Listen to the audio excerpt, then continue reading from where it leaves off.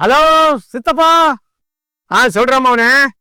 ஆமா, சின்ன பாட்டி செத்த எவ்வளவுக்கு ஏன் சித்தப்பா வரல? யாரா சொன்னது? எனக்கு பழனி பொம்மை சின்ன பையன் சொன்னான்.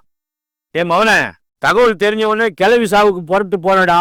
புறட்டு போகும்போது அப்படியே லைட்டா ஒரு கோட்டரை அடிச்சுட்டு பஸ்ஸில் ஏறி உக்காதுனா, அப்புறம் பஸ்ஸை விட்டு இறங்கும் போது கொஞ்சம் அப்படியே லைட்டா தலை ஒழிச்சுது. சரி, மறுபடியும் ஒரு கோட்டரை அடிச்சுட்டு ஒரு மாலை எடுத்துட்டு மலை அங்க போனடா மவனே.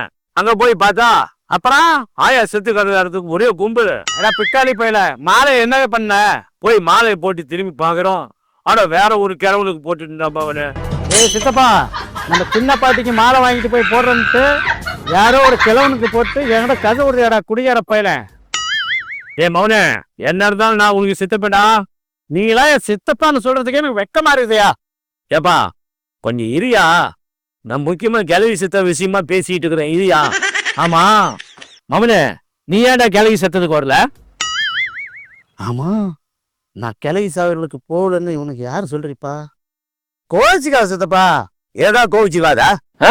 ஒரு சின்ன தப்பு நடந்து போச்சு சித்தப்பா, மன்னிச்சுக்க சித்தப்பா. ஊதாரி பயல, ஏன்னா சின்ன தப்பு பண்ணிட்டா? ஒன்னும் இல்ல சித்தப்பா, நானும் உன்ன மாதிரி லைட்டா சரக்கு அடிச்சுட்டு போத தலைக்கு ஏறி பக்கத்து வீட்டு திணையில போய் பொறுத்துட்டு சித்தப்பா. ஒருத்தர் வந்து என்ன எழுப்பி விட்டாரா, அடிச்சுக்கோ பிடிச்சிக்கோன்னு ஏந்திரிச்சு மாலை எடுத்துட்டு ஓடி பார்த்தா அந்த போயின்னு சித்தப்பா. உத்து பார்த்தேன் சித்தப்பா, நம்ம கிழவிக்கு பதிலா யாரோ ஒரு கிழவனை தூக்கிட்டு போயிட்டு இருந்தாங்க. மனசே சரியில்லை சித்தப்பா.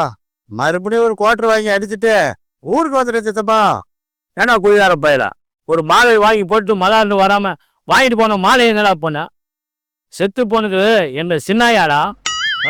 ஏய் பிக்காளி பயல, வயசுல பெரியவன் தானே நீயே குடிக்காரனா இருக்கிறதுனாலதான் நாங்களும் குடிக்கிறோம்டா. செத்து போன சின்ன பாட்டிக்கு ஒரு மாலை கூட போட முடியாம குடிகாரனேவோ போயிட்டு குடிகாரனேவோ நம்ம 2 பேரும் வந்துட்டோம்டா.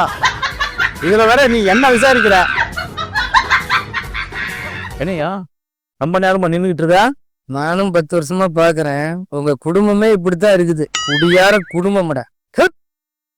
போயிட்டான் கூட அவனே ஒரு குடியாரம். இவன் எனக்கு வந்து அட்வைஸ் பண்றான்.